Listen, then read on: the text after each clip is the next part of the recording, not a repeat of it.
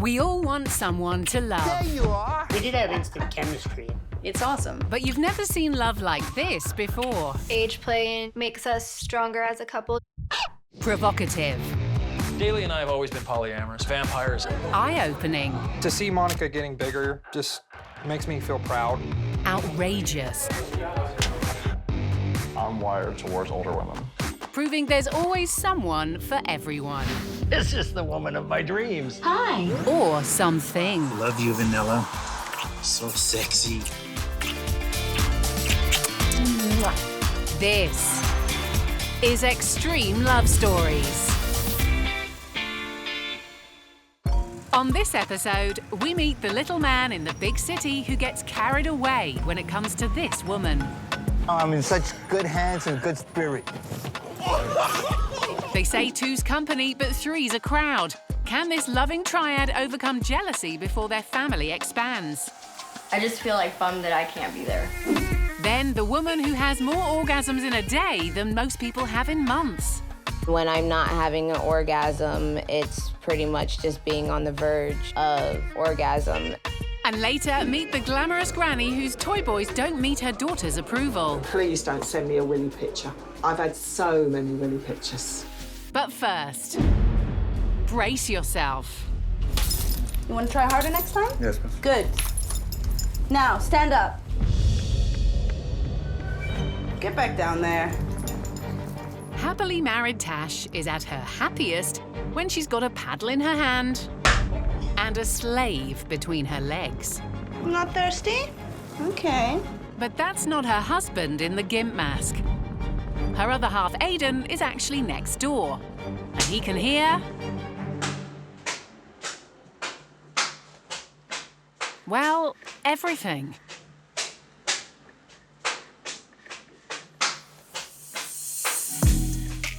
But it wasn't always this way.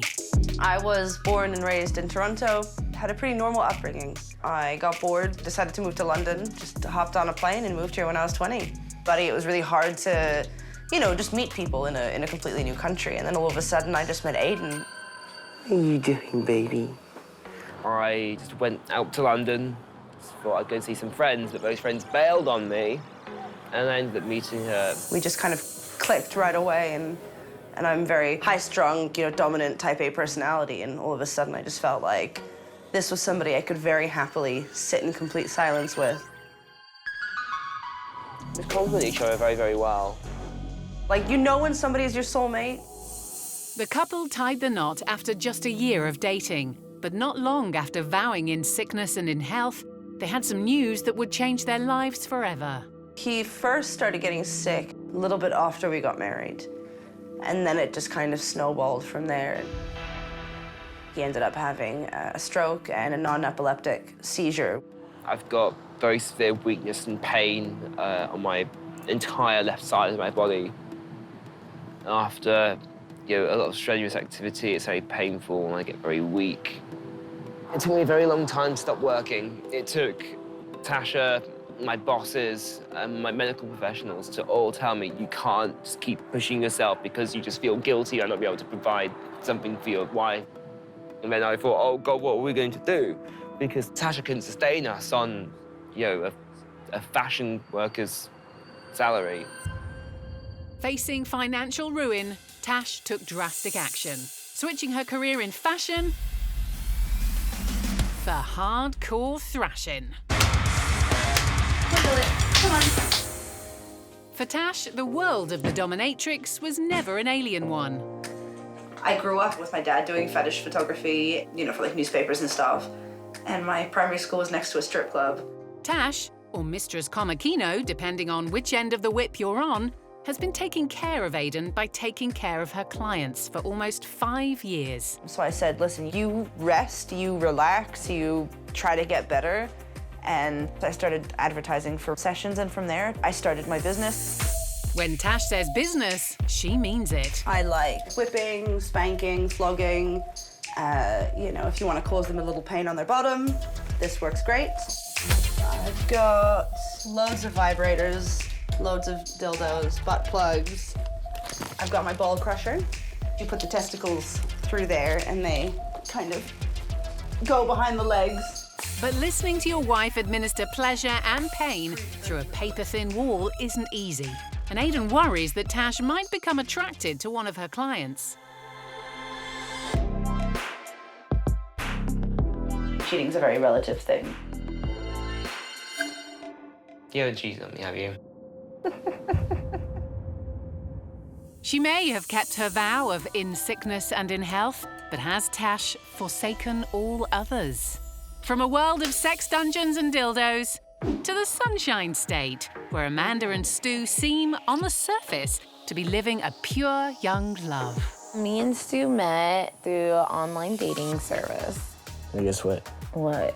I love you. I love you. I love you more. I love you. We decided to meet up in person, and from there, I guess you could say it was love at first sight. They've been together for 7 months, and while they're enjoying the honeymoon period of their relationship, there's something that Amanda certainly doesn't love. I would say how many orgasms I have a day would be about 50 or more. And when I'm not having an orgasm, it's pretty much just being on the verge. But Amanda's orgasms aren't thanks to a steamy sex life. She's got a medical condition called persistent genital arousal disorder, which means she's almost always experiencing unwanted stimulation. A lot of things can trigger it. Vibrations can trigger it. If I'm at a concert and I'm near speakers, loud vibration bass will trigger it. Amanda's rare condition most commonly affects women and develops in adolescence. Her orgasms can happen anytime, anywhere. Need a moment? Sorry. You might think this sounds like the sort of condition you'd like, but as they say, too much of a good thing. I think I'm missing out on a lot in life because of my condition. Not everyone goes through the embarrassment of being in a room full of strangers who don't know what's going on. The condition has no known cure, and for Amanda, telling Stu was a big step. I would say it was hard for her to trust me at first. I told him through a Skype session. I thought, he was gonna be laughing at first or making fun or something like that. So I was really scared because I didn't know how he was gonna take it. And that was kinda the deal maker there, if he couldn't handle it or not. I'll be all right. Once she saw that I was like a sincere person and that I was caring and I was there for her, then it wasn't hard at all. The couple have gone on to enjoy their sex life despite Amanda's condition. I wouldn't say it made my sex life difficult. That it wasn't difficult because it was normal. Outside the bedroom, Stu plays a big part in helping Amanda cope with her symptoms. If it's really bad, I'll hold her tight to my chest and just tell her that I'm here for her. Although there's no cure, Amanda's been seeking treatment to help manage the symptoms.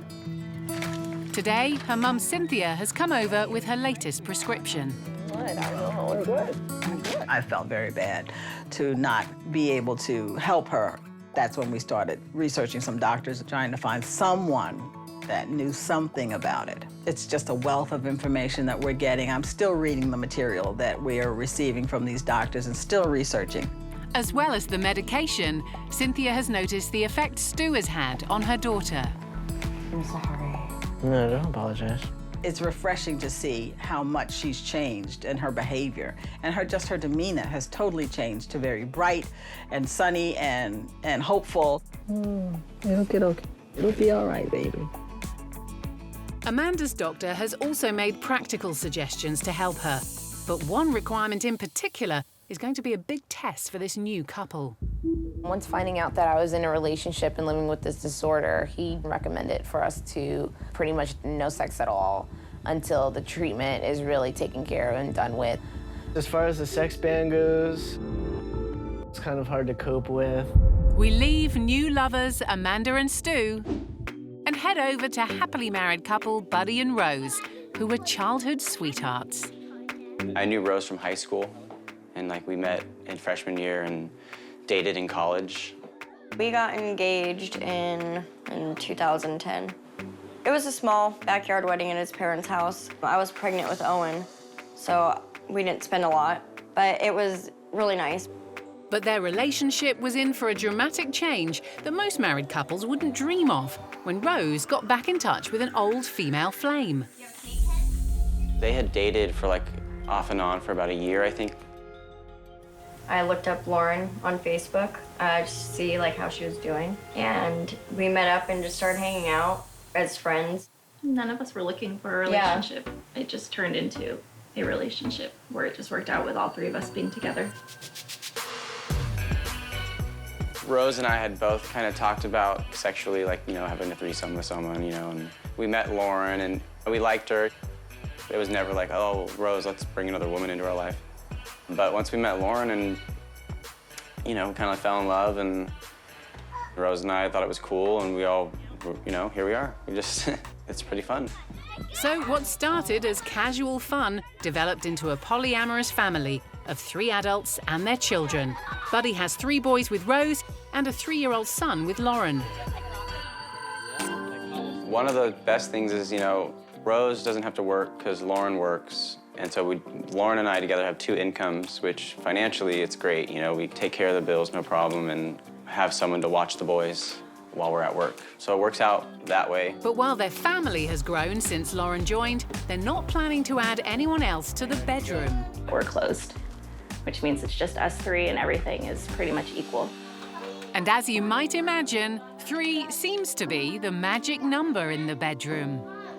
The questions is always, how's the sex? And it's like, well, you've seen pornos with threesomes, so obviously it's great. It definitely made my sex life better with Rose, and bringing Lauren in, it's great. We don't have like a schedule for when we're gonna have sex. It's always like spur of the moment. When we do, it's always the 3 of us. It probably starts with like me and Rose. Then Buddy joins in. I think he gets like the best because he's got 2 women. But then we all have it good because I can decide how we want to switch around and what we want to do in the bedroom. It's never boring. Yeah. It's definitely exciting. But even after 4 years, it's sometimes hard for Rose to see her girlfriend hooking up with her husband. I think my biggest thing is when they get to go do something together and I'm not there, I'm like, I just feel like bummed that I can't be there. Rose and Buddy usually always ride in the car together. I don't ever usually get one of them with me when I'm driving. They're usually always together. One of them could come with me sometimes. My only time that I'm like, it'd be nice to have one of them next to me. I mean, some jealousy. I think Buddy feels it the most. I don't know why he does, but he feels torn, like he has to go to me or to Rose, and his preference. He's like, I have to juggle 2 women. But he feels that he needs to give Rose more affection because that's his wife. There's some jealousy sometimes. And there's news that'll definitely heighten the tensions. Lauren and I always wanted to have another kid. Now we're having another one. I think with the pregnancy, we spent a lot of time like rubbing my belly and feeling the baby. He needs to give me more affection because I'm pregnant. And I think Rose seeing that caused a little jealousy. Will this trio be able to iron out their differences before baby number 5 comes along? In Enfield, England, glamorous Granny Gaynor has swapped life as a wife for something altogether more extreme.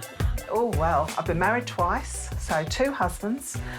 Both of them are not very good choices, but anyway, I enjoy lots of different things. And most recently, since my divorce, I've really enjoyed being, I nearly said young, free and single, but actually that's all right. Slightly older, free and single. Gaynor's making the most of being an older single lady, and she slept with more young men in the last 5 years than in the whole of her life. I always like to keep a little flow going. I Tinder and Toy Boy Warehouse. So I've spoken to 2 new ones this week. And that's what I do. I wait for the messages to come in, and then I look at the messages. Look, I've got, 1, 2, 3, 4 since I last looked. Oh, a Johnny, a Thomas, an Escobar, a Brian. Gaynor's a woman who knows exactly what she wants. About 25 to 35, ideally. Well, look at older and a bit younger. So one of the guys I've been speaking to today is 22 this week. And I thought, oh, it's a bit young, but he was very sweet. And what she doesn't want. I only exchange pictures with me with clothes on, A lot of people don't. I get asked all the time for the ones without the clothes, but as if they think I'm that stupid, I'm not doing that. You have to tell them, and please don't send me a willy picture. I've had so many willy pictures. It's just... I have tried to date older men. When I first was newly single, I did go and sort of see a couple of older guys, but mostly they had baggage, so it was like, you know, ex-wives or even still wives, or you know, a lot of them still married. Out and about, she's not short of admirers, as wingwoman Amanda knows all too well. Men are just instinctively attracted to Gaynor because I think she's got that sense of fun, she's really approachable. She makes time for people. How many toy boys have I had? Now, that's an interesting question. Probably on the spot, why don't you? I don't know. I'd probably frighten myself if I actually counted them. I probably dated 100, at least. Nice work, Gaynor. This is my friend Rob, who is really gorgeous, but unfortunately he's wearing a jumper tonight, so I'm going to see if we can get him to take his jumper off. You've got even bigger than you had before. Oh my God! They're a little bit in awe of you, actually. They give it a lot of good oh, wait till I meet you, you know, I'm going to do this and do that. And then they're like little lambs when you meet them. And any lucky lad who goes home with this granny is in for one hell of a night. I always liked sex, but I thought you had to have a relationship, and I was so wrong. And I actually found that my sexuality developed as I got older. Older women can offer great sexual experience. They just want to enjoy you. As Gaynor's Girls' Night gets underway, it's not long before she's casting a spell on yet another young man. But instead of supporting her mum's next conquest, her daughter Laura's a bit of a killjoy. You know, what's in it for them? What's in it for her? Will she try to talk her mum out of her toy boy ways? Is it a bet with their friends? Is it a bit of a joke? Is it like to say that they've done, you know, like a bucket list, you know, they've done that, can brag to their friends? While Gaynor's exploring her sexuality to its fullest extent, in Clearwater, Florida, Amanda is trying to take her mind off a debilitating medical condition that means she has as many as 50 unwanted orgasms a day. It makes me extremely exhausted. I just feel zombified. I just call it a beast. Just trying to actually handle that beast it's pretty intense. Sometimes for Amanda, the best way to distract herself is a little retail therapy with friend Monique. But even a car ride to the shops can set off what Amanda calls her tics. Going through the vibrations going through the car, just from the road. I could feel it onsetting my tics.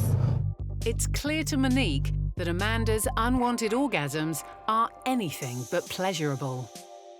I have seen a tic before, and the tics is more like she'll kind of go in a corner, hold herself, or sometimes she'll put her head down. Sometimes she'll just scream with frustration. So, yeah, like I kind of figured maybe it was pain.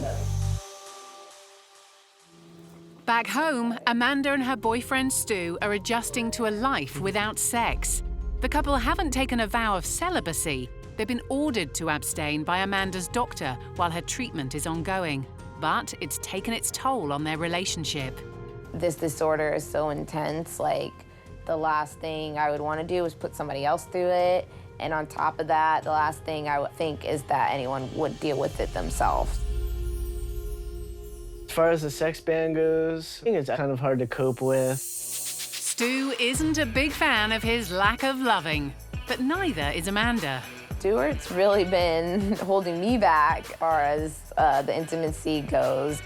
He's just been handling the situation extremely well. He actually has to remind me often that we're not allowed to do anything. I happen to forget sometimes and get a sense of arousal and want things to go further. He'll totally just misdirect the whole situation. Like, he'll put on a movie. So how does Stu manage to get through each day dealing with Amanda's condition and no sex? I mean, I realize that You know, it's important to her health that she doesn't do this, so I've been able to abstain as well as her. She's generally a beautiful person. I don't even look at the condition anymore. And they've been making big plans for their future. This place is nice. We will be moving in with each other soon, and once that happens, we will just be closer with each other as opposed to where we're at with our relationship now. I appreciate you, thank you. Mm-hmm.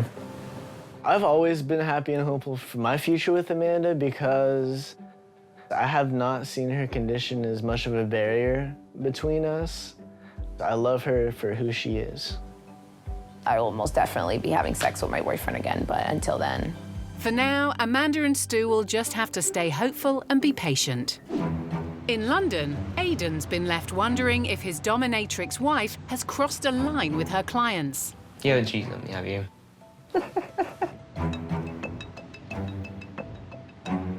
Not even like a possibility in my mind. Aidan and I kind of see it as like if you're like a gynecologist or like you're a doctor. It's their job. They have to look at these things, they have to see these things, they have to touch these things all day. The doctor's not getting excited about it. I mean, the patient might be, I don't know, who knows? But unlike most gynecologists, Tash sees her clients in her living room, meaning husband Aidan can't help but overhear.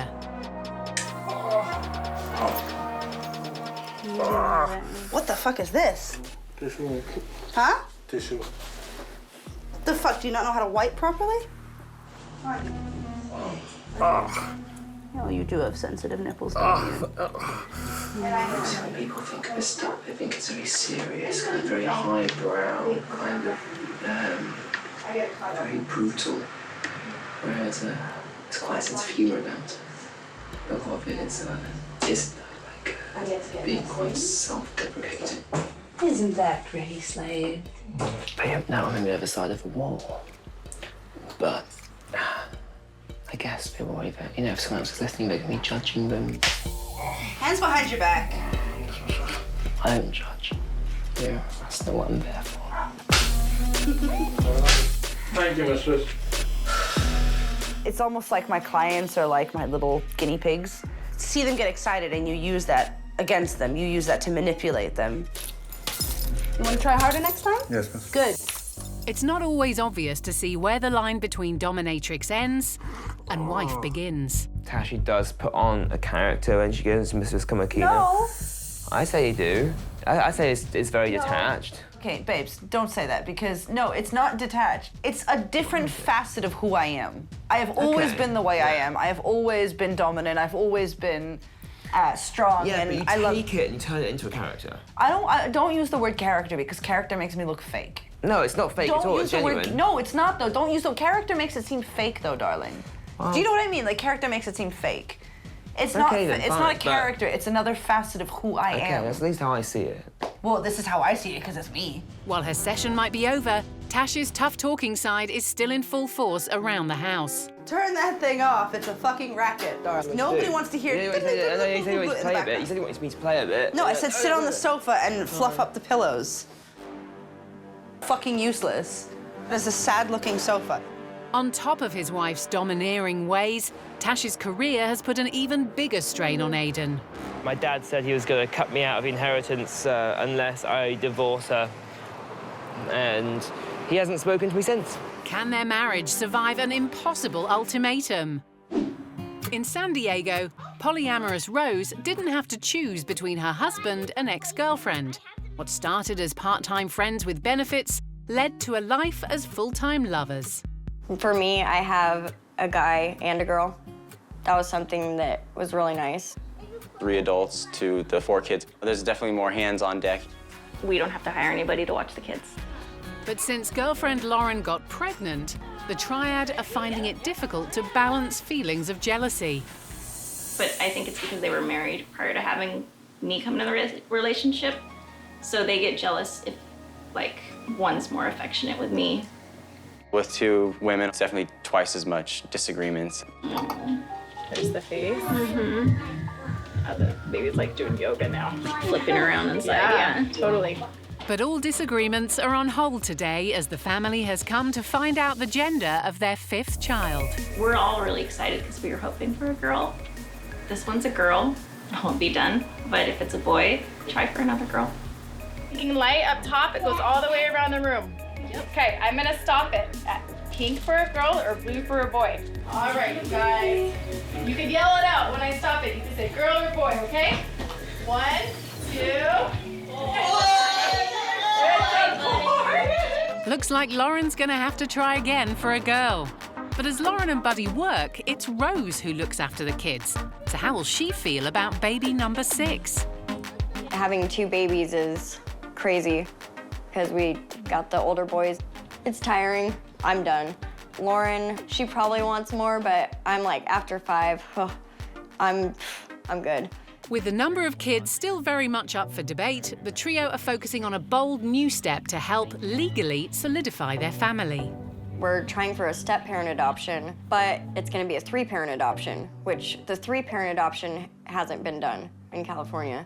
And we just filed the paperwork, so now we're just waiting for like the court date. And the triad are determined to quash jealousy and build a happy future together. It's just like reassuring going up to the other person and being like, hey, well, come over here then. Like, come hug us too. And then, you know, then it's okay. I said it earlier, I don't love one more than the other. Good. I feel the same. My love for you is mutual, it's equal. I love Buddy just as much as I love Rose. So 3 isn't a crowd after all. Over in England, glamorous Granny Gaynors attracted a crowd of young, virile men. But her toy boy obsession almost pushed her 37-year-old daughter Laura to breaking point. I was worried about how it came across to other people because, you know, she'd come out of obviously 2 marriages and I didn't want her to sort of be made a fool out of. I didn't want her to embarrass herself. I was, I suppose, a little bit just thinking, you know, what's in it for them? What's in it for her? Younger men have got stamina, drive, enthusiasm, are able to repeat, perform. It's such good fun. Why would I want to settle down? Who wants to settle down? Been there, done that. What made me change my mind, she's not actually doing anyone any harm. She's an adult, they're adults at the end of the day, and they're just having fun. Just think you've got to take life every day, and it's about learning to dance in the rain and not hiding from the storm, because that's the only way you can live. Having seen how happy a younger chap makes her mum, Gaynor's daughter now sees her as a role model. Who knows, I might end up following in my mum's footsteps. Who knows where I'll be in 20 years' time. Even though her sex life has given her a new lease on life, Gaynor's not in a rush to walk down the aisle again. Long term, I'm realistic. You might borrow them for a little while, but you're not realistically going to keep hold of them in the real world. And you have to keep your feet on the ground, even if you have got your legs in the air. True words of wisdom from Granny Gaynor. With her slave well and truly satisfied, there's only one thing for dominatrix Tash to do: clean her sex toys. I am polishing a dildo. Yes, indeed you are, darling. Oh, sad. You dropped your dildo on the floor. And while she doesn't use her devices on hubby Aiden, he's found a musical use for one of her vibrators. We also have a vibrator, but specific only for the guitar. Unpacking. Oh, shoot, is it this one? That's the one. Oh, I'll have to demonstrate that. I did use this earlier. I'm really sorry. I hate you. Did you really? Yeah. You asshat. I don't want orifice juice all over my guitar strings. Ew, gross. Yeah. Sadly, it doesn't look like Aiden will be serenading Tash today. While Tash might let her work spill over into her home life, that isn't the only way her career affects her husband. Aiden's mum doesn't like me. I think she just thought that I was, like, taking her son away from her. The dominatrix thing's kind of pushed her over the edge, though, 'cause she's a staunch Christian. I tried to be as open with everybody in my life about what I do, but we didn't tell Aiden's mum. She just kind of found it one day and then started, like, trolling my Twitter and sending him, like, screenshots of my Twitter. And I would have fun because I knew she was watching, so I would post things that would set her off. You know, like, do you want me to sit on your face or do you want me to smother you with my breasts? And I knew she was watching and I knew it would drive her crazy. There's a lot of conflict and drama when we're staying with my family. This one evening, it just blew up. Yeah. And she's like, you can't come back to my house ever again. And You're not allowed within like 100 feet of the house. Like, what? Relations between Tash and her mother-in-law reached an all-time low recently. Tash was really panicking about it. She'd given me this ultimatum, like saying, look, just come back in the car with me. We'll go back to Cambridge and just leave Tasha I'll here. get you away from your... She also thought that I would regularly beat him for fun. And But... she's got best intentions, but... Dude, don't perpetuate that. Yeah, Don't well, perpetuate that. Don't go into this whole, like, this image of what your mom thinks you are just because... You know, it just drives me crazy, sorry. As Aiden's ongoing illness has left him with weakness and chronic pain, he's not able to work. But that doesn't mean Tash is going to go easy on him. Take her outside right now. What did she do? Right now. What did she do? Right now. What did she do? She's crapped on the kitchen floor. On the floor? Yes. Well, you should have taken her out then. We have to go poopies outside. Can you take this downstairs to the bin, please? I've got a dog in my hand. Can you come down with me? You fucking suck. Tash might have become a dominatrix to care for Aiden, but is he starting to wonder if he's the one who sacrificed the most? As it becomes clear, it's not just his mum who's got a problem with Tash. My dad said he was going to cut me out of inheritance unless I divorce her. And he hasn't spoken to me since. In the moment, it's having to choose between the family I have now and the family I had back then. While Tash loses her patience in London, in Manhattan, Sergio is waiting for a very special lady to arrive. Once, could she come on time? Just for once. Showing the kind of patience that New Yorkers are famous for. Amanda, she has the right curves. She's curved everywhere. She has this very sexy walk. But most of all is her smile. She just lights up the room that you're in. My new top for Sergio. I think he'll like it.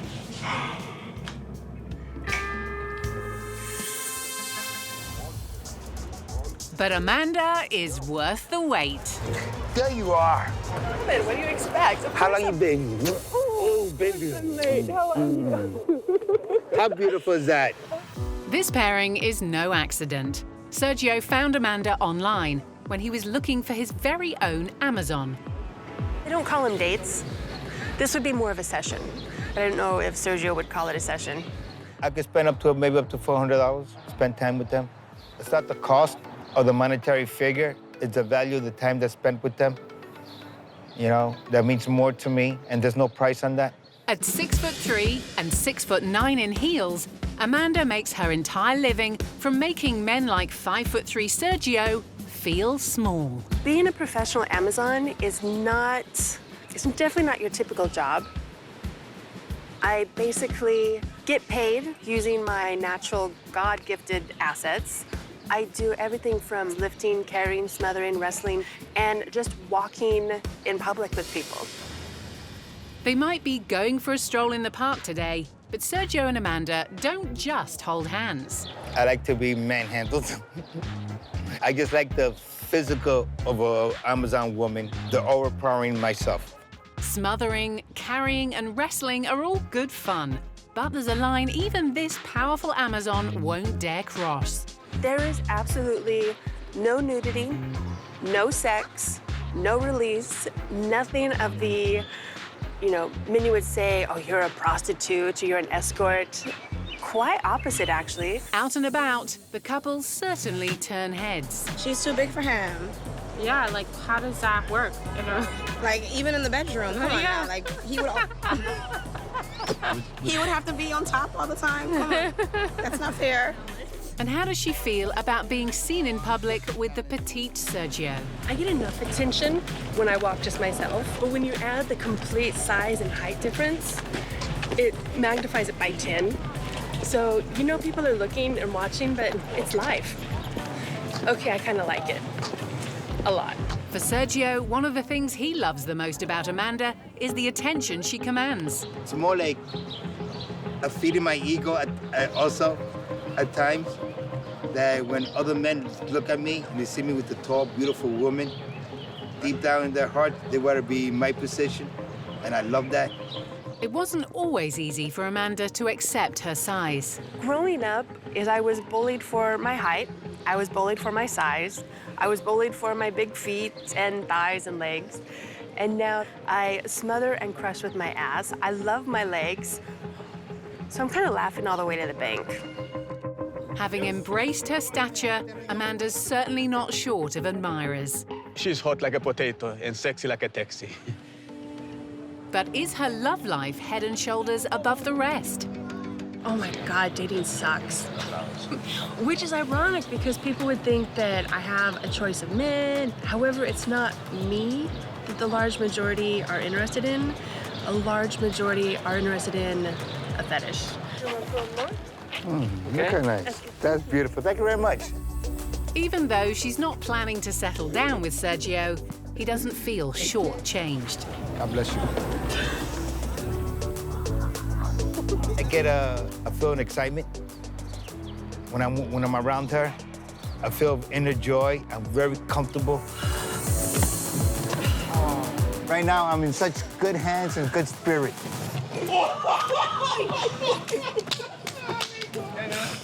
That's love.